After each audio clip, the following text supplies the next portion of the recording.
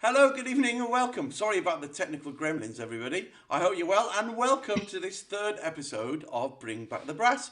And it's fantastic to welcome my good friend and fabulous cornet player and general all-round lovely person, Mr. Mark Wilkinson. Hello, Mark. Hello, Paul. How are you? I'm good. How's things with you? You well? I'm very good. I've just about survived homeschooling. Excellent. Glad to hear it. And you, as I can tell from what's going on behind you, you've obviously had a chance to do lots of piano practice over the lockdown. They're fake, really. I can't play the piano. I'm sure the Foden's band will be really keen to hear what you've got to offer them when you get back to rehearsals. That's cool. Yeah. Anyway, it's really, really lovely to see you. And it's a great opportunity for me to ask you a few questions about your career and all things to do with Foden's and, cornet playing. We're going to cover as much as we possibly can in the next half an hour. Mhm. So first things first, tell everybody how you first got involved in a brass band, because I think it's a great story about how you first got involved in your first band. So I'm originally from a small village in Salford, Manchester, called Boothstown. Where we lived in the village Boothstown, at the back of our garden there was a tin hut, and that's where the local band rehearsed, the Ellenbrook and Boothstown Prize Band. And then over the road from the band room was my primary school. So a letter was sent from the local band just to see if anyone wanted to have lessons and to attend the band hut on this particular Sunday. So about 50 of us all turned up to the band hut at 1 o'clock, and no one from the band turned up. After what seemed like ages, someone eventually turned up and said, "Oh, we're very sorry, but the band has got the wrong date. It should actually be next Sunday when we want you to attend. So can you come back next Sunday?" Typical. Typical. So the following Sunday, there's about 3 people attended. Brilliant. So I don't know if the band did that on purpose to see who was interested and who would go back, or whether or not it was just a mishap on their side. So I'd like to think bands don't do mishaps. So it was No. just to see who was interested. Well, they got you out of it, so they did pretty well, really, didn't they? They couldn't believe the So, luck. so I yeah, so I started then playing in the band. I was taught by different people in the band, and lessons then were a lot different to how they are now. I always remember the person who taught me smoked continuously through the lesson, was in a small room, No way. and then after a year or two of lessons, I then joined the band on third cornet, and I remember the bass player constantly smoking through rehearsal. So he'd be Wow. holding a cigarette, playing, smoking. So at that age, I just presumed everyone smoked. It's unbelievable. Yeah, That's so great. I stayed with the band. Then I joined the band when I was about 8, and then I stayed with the band until I was 13. No, sorry, till I was 10, and then I joined the Walked-in band, who were Okay. a second section band, and at the time they were conducted by Gordon Higginbottom. Great. Okay. And then I was asked to join Bessie's Boys Band when I was 13 on Principal Cornet, which I accepted. I had great times with Bessie's Boys. We was a youth band, but we also started entering adult competitions, and we worked our way up to second section. We won the 4 section nationals. Fantastic time. We had a month in Australia, travelling down the Gold Coast with a all girls Danish marching band, That and sounds awful. then through my links with the National Youth, because at the time Bessie Boys, I also became Principal Cornet with National Youth Brass Band. The cornet tutor at the time was David James, Yeah. and he also conducted Wingates. So he asked would I like to join Wingates. So I joined Wingates when I was 18. And then when I was 20, I received a phone call from Nicholas Childs, who was the euphonium tutor at National Youth Band, to say that Foden's were looking for a principal cornet because Martin Winter had just got the job at the BBC Okay. Yeah. orchestra, so would have been interested in auditioning. So I went and met Howard Snell, and I auditioned, and I joined Foden's on principal cornet in January 1992. Wow. Amazing. And it's been an incredible career. And you don't look a day older, Mark, either.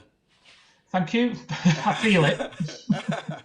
So it's, to hold the chair that you've held in such a fantastic band for so many years doesn't come easily. That's something which must take a lot of work behind the scenes. And I'd be really interested for you to tell our audience tonight about your routine, really, your practicing, how you how you develop your routine, what you do, what are your absolute constants every day, and you've got a young family, you're a busy guy, so it must be difficult to get all those things in. So could you tell us a little bit about what you really try and what the structure is for your practice, and what do you make sure that you do every day? Yep. So when I first joined Foden's, I had some lessons from Howard Snell. Lucky enough to Okay. receive lessons from Howard. We didn't play; it was all spoken, and we talked about the mental preparation and how to practice, what to practice, Brilliant. why we practice. And I remember asking Howard, "Why do people get past it?" And Howard said, "There's no reason why players should get past it." He said, "There's the muscle deterioration over the years, but generally what happens is people's priorities change as they go through life, Yeah. and that's one thing. My life has changed. However, I've always tried to stay fully focused on what to do. I work extremely hard in my practice.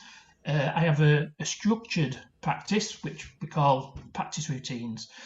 So my practice routine, I aim to do an hour's practice a day. I split the practice into 2 half-hour sections. The reason it's split into 2 half-hour sections is mental and also physical.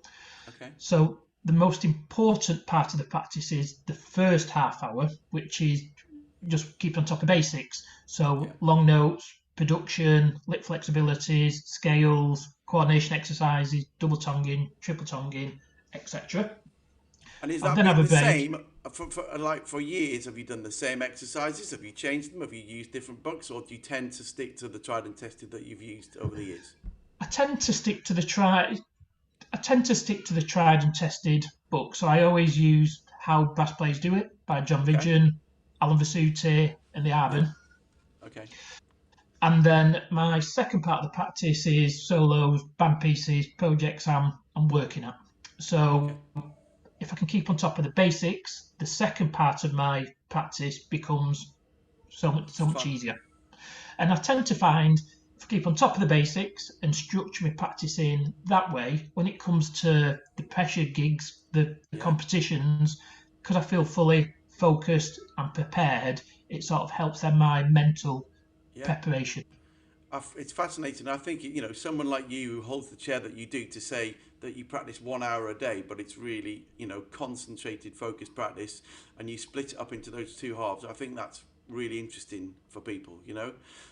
I remember you telling me that last year, and I've thought about that quite a lot. And so I try and do the half hour, and then do whatever else I can after that. But just to do that half an hour is great, and get everything set, isn't it? And it's really fascinating that Howard, you didn't play anything. You just talked No. about that whole mental side, and that's something that I wanted to speak to you about.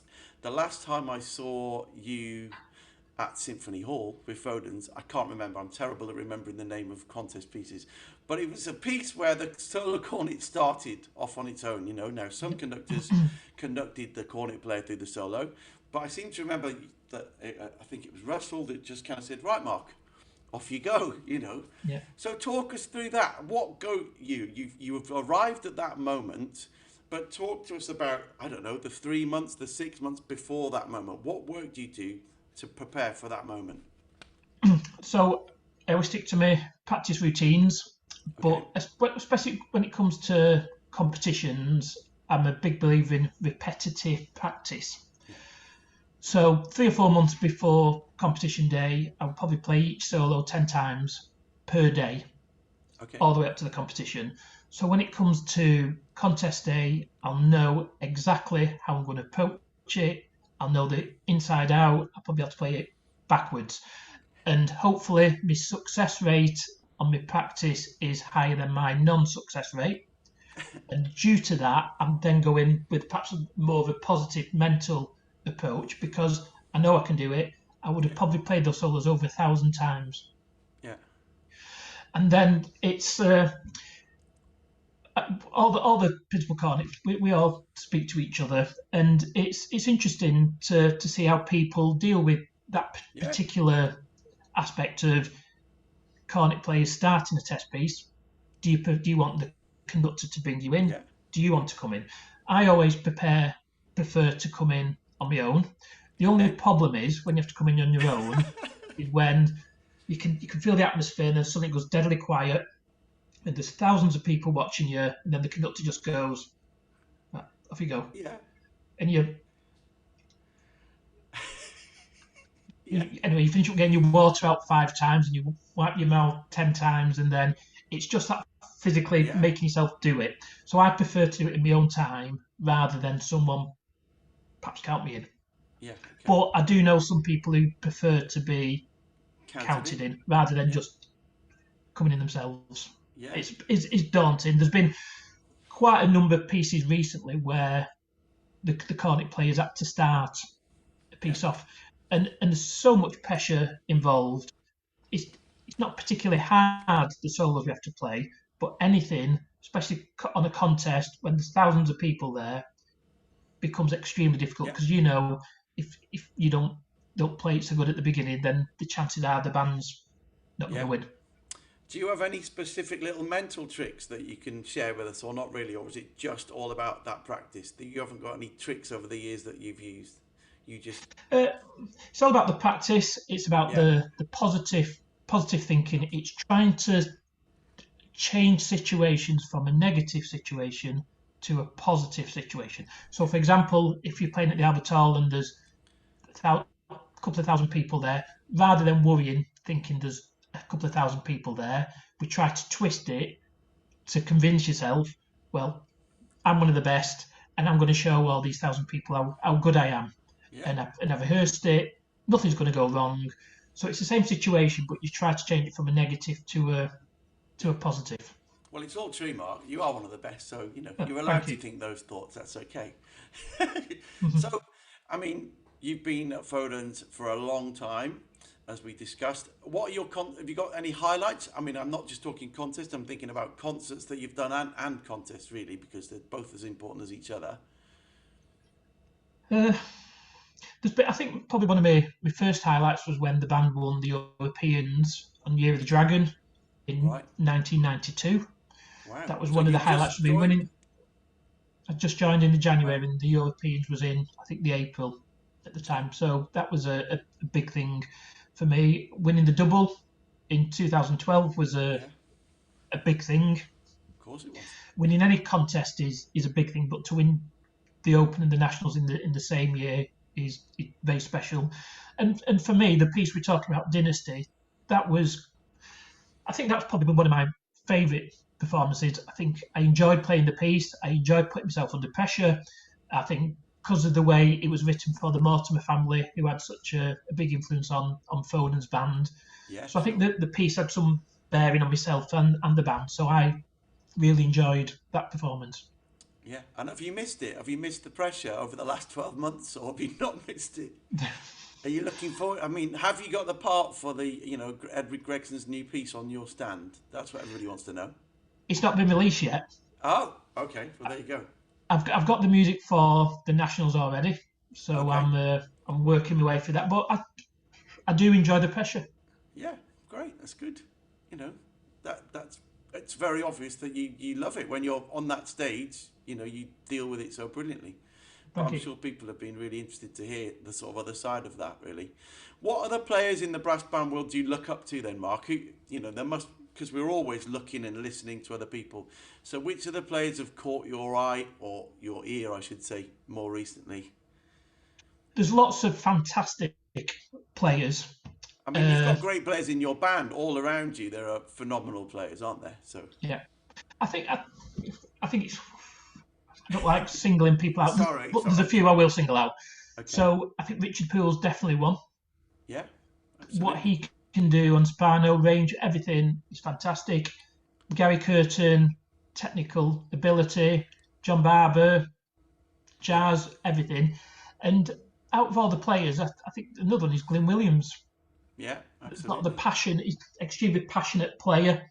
Yeah, And I always used to enjoy working with Glyn when he was in the band and of listening course. to him. But So I you don't two like to sat single any cornet players no, out though. no. But you two sat opposite each other for so long, didn't you? You must have just had a telepathic relationship, really. You and Glenn, I would have thought. Amazing. Yeah, over 20 years. Yeah, and you both got such amazing sounds too, so Thank you. instantly recognisable. So That's cool. Okay, so let's switch over a little bit to your other role in Foden's, which is, of course, managing the band, which, again, is a huge part of your life. So tell everybody about that side of your sort of regular week, if you like. How does that roll out in your week, being the manager? So the band's always been run by a committee, and it still is run by a committee. In 2012, we won the Open Nationals, and following on from the success, it was felt that the band wanted to look at ways to perhaps market themselves better, rather than perhaps just dealing with day-to-day runnings of band. We wanted to look at where do we want to be in 5 years, where do we want to be in 10 years, what projects do we want to do, how we're going to fund the projects. So that's why they created the role of band manager. The job was advertised out, so I had to apply for the job.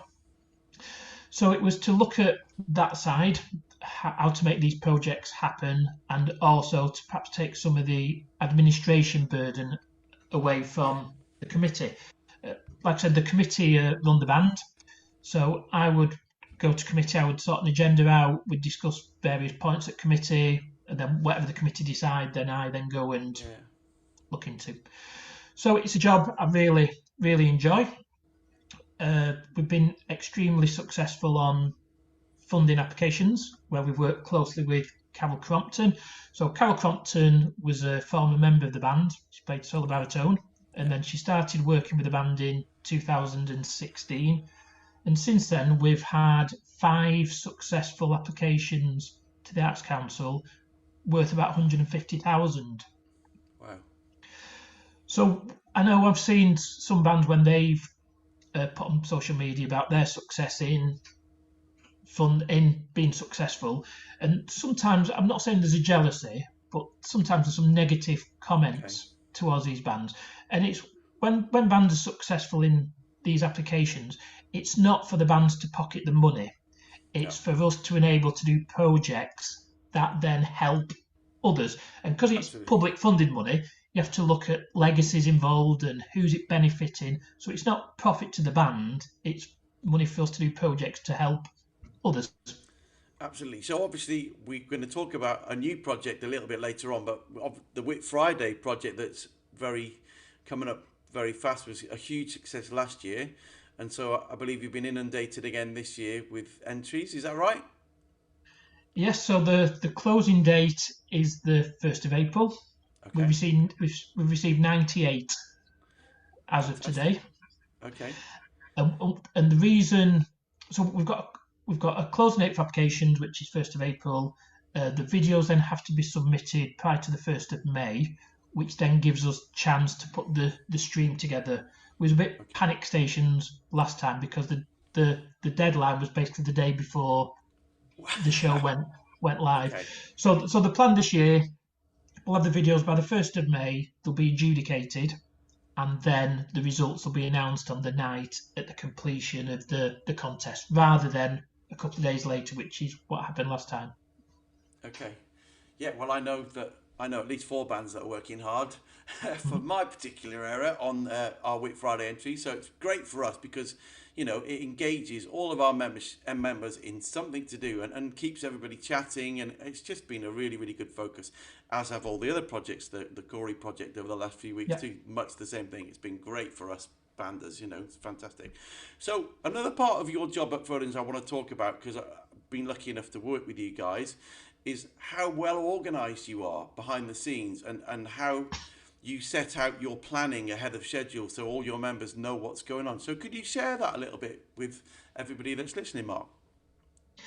Yeah, so I was in the band when Nicholas Childs was the conductor. Nicholas Childs was extremely organised, and basically what we do at Foden's is what Nicholas started doing with Foden's when he conducted the band, and I think it's the same that Black Dyke do, whereby we do rehearsal schedules 3 months in advance. So I would sort the diary out with Michael Fowles, our conductor, so we'd be working out when we'd have sectionals, extra rehearsals, etc. We'd share the rehearsal schedule out 3 months in advance. On that rehearsal schedule, it will say what the band's going to be rehearsing. And when a program is sent to a promoter, the program is also submitted to the band. So the band members know well in advance what's on what concerts. They know from the schedule when we're going to be rehearsing that program. So it then gives them the opportunity then, if there's on pieces that they don't know, to get the music out of the library, to look at it prior to the rehearsal rather than Yeah. everyone sort of sight reading in the rehearsal. And we found the band like that. The band want to know what's on. Yeah. It helps them plan their own busy lives well in advance. And I think because it's structured and everyone knows what they're doing and when they should be doing it, we tend to have pretty good attendance at concerts and also rehearsals. Yeah, that's good. And so, and also the expectation of the players. The players are well aware in the band of what is expected of them when they get to a certain rehearsal. They know what they're going to have to have played and practiced, and what the expectations of Mr. Fowles are going to be on that particular evening. Yeah, and they can't say, "Oh, I didn't know we was Yeah, playing that tonight." yeah, it's brilliant. I think it would be really fascinating in the future to perhaps do a webinar with you and other band leaders to talk about, what goes on behind the scenes and maybe give us some hints and tips, because I Hmm. think that's so invaluable. And also for other reasons, the mental well-being of our players, so they know what's going to be on the stand when they arrive at band practice, gives them that preparation time, doesn't it, to work on it. It's fab. So talking about projects and the things that you guys have been up to, uh, obviously you did the Whip Friday thing. You were just telling me a little while before we came on air about Radio 5 Live getting in touch, Mark. Tell us a little bit about that. Yes, so those people on Facebook will probably know John Barber. John Barber's been very active during lockdown, performing pieces that He he's has. written himself. He's far too clever for his own good, isn't he, John? Unbelievable. So John contacted me a few weeks ago to say on Radio 5, a DJ called Chris Warburton was putting together sort of a show where he was featuring artists who'd wrote pieces themselves and performed during lockdown, and we should send something off from the band. So we sent off one of John's compositions, which has proved extremely successful, called "Song for the Frontline." Yeah. And this particular section of the piece was performed on Radio 5 on Chris Warburton's Saturday show, and they talked about the band and what the band's Yeah. been up to in lockdown. And then last week I received an email from the producer to say they're going to be doing a program on the 26th of March called "Now That's What I Call Lockdown," Well, where they're hey. going to feature the most popular pieces that were featured on the Saturday show, and they're going to be playing the pieces in the entirety. So that's going to be between 6 and 7 o'clock on Friday, the 26th of March. Fantastic. So put that in your diaries, everybody. That'd be cool. I think it's really important to say, Mark, that whilst we all know Foden's for being, a fantastic band, one of the top bands in the world over a long period of time, let's talk about the community a little bit, because it's such an essential part of what you do, and you are very much a core of that community, aren't you? And you take that work very seriously. Yes, we have a lot of different partnerships. We have a partnership with Sandbach Council. We will perform probably 8 times in Sandbach. We do marches, a party in the park. We have a patron society with over 400 patrons who are based in Sandbach. So we're really involved with the community. We have links with all the youth bands in the area. So we go down do coaching days with those, and we do quite a lot of work in partnership with the Love Music Trust. One of the projects that we're working on them that was subject to a recent successful Arts Council grant was delivering workshops to hearing impaired children at 4 specialist units in Cheshire East through Fantastic. partnership with Warwick, who do the P Yeah. instruments. So we have a hearing impaired coordinator called Sean Chandler, who's one of the house That's staff right. at National Youth Band, and he's going to upskill some of our members how to deliver these workshops, and then our members will then go in and teach instruments to children who've never learnt instruments before. So that's That's a fantastic. project we're looking forward to doing. Yeah, and of course the youth band is successful, and you've got your partnership with all the other bands. How often do the youth band get together? Is it once a month? Yeah, so the youth band was set up. We rehearse once a month, and it was set up not to compete against other youth bands in the area, but That's right. to work alongside the others. So we have 70 in the youth band, made up of members from all Lines Youth, Backelsfield, Stockport Schools, Poynton Youth, etc. And we also have a junior band which acts as a feeder to the youth band, just so we got some sort of progression. Okay, that's So fantastic. that works really well as well. We're really proud of our both our bands, the youth band and junior band. Yeah, absolutely. Somebody wants you. You're a very popular man, Mark. Uh, okay, so today you've told me about the latest, project that Foden's are going to be launching, and I think you've put a little feeder out on Facebook, in fact, today. So why don't you tell us? It's fantastic. I love this. Tell us a little bit about the Foden's play along. So when we was putting together our Arts Council application, it was during lockdown. We was well aware that people, obviously, were in lockdown. They're just Yeah. trying to find some sort of motivation, practicing on their own. So we wanted to put something together whereby people could perhaps, we called it play along with Foden. So it's a bit like a backing karaoke track. Yeah. So we put a video out today just to make people aware of what we're going to be launching this weekend. But basically, it's 15 pieces, three grade one, all the way up to grade five level, that have been either written or arranged by members of Foden's. So basically, if you can visualise your screen at home, half of the screen will be three members of Foden's. So we've been put together virtually, and then the other half of the screen will be a copy of the solo part. Okay. So the solo part will be available in B flat, E flat, bass clef, and also in F. And then Okay. depending on the type Fantastic. of instrument, people can choose the solo part they want to do, and they'll be able to play at home, play the solo part while being accompanied on the screen by players from Foden's. And we think this might be the first time something like this has been put together in this sort of particular format. Yeah, it's fantastic. It's really, really cool. And I'm sure that lots of people all over the place will be using it. And you mentioned that you're going to send it out to music hubs and to schools. It should be available to everybody who's interested. They should be able Yes, to we're play this, gonna. Yeah, so when the press release goes out, we'll put on there the different ways how people can access it. It's a free resource, but we will be sending it Fantastic. off to all the hubs. We also work with groups like Age UK Cheshire, U3A organisations, and it's been partly produced to help people suffering from isolation, loneliness. That's So we'll fantastic. be sending it out to all these different groups, but it's a free resource, and we hope people sort of enjoy playing along to the great pieces that some of our guys have composed. Yeah, they're very catchy. I was listening to some of them earlier, and then I found Mm. myself humming them. So they work. But you've got such a great team at the band who've brought out some great stuff. So thank you. And I think on behalf of the whole of the brass band movement in the UK and further afield, we should say thank you so much to you and Foden's band for Thank you. everything that you've done over this last 12 months. It's so important that we've had projects and things to look forward to, and it makes such a huge difference. So thank you for everything that you've done for us and for the band name movement, and thank you for everything that you continue to do, especially educationally. That's going to be fantastic. So we're going to leave you with that in a few moments. Just remains for me to say thank you very much, Mark, for giving up some of your Monday evening to chat to me.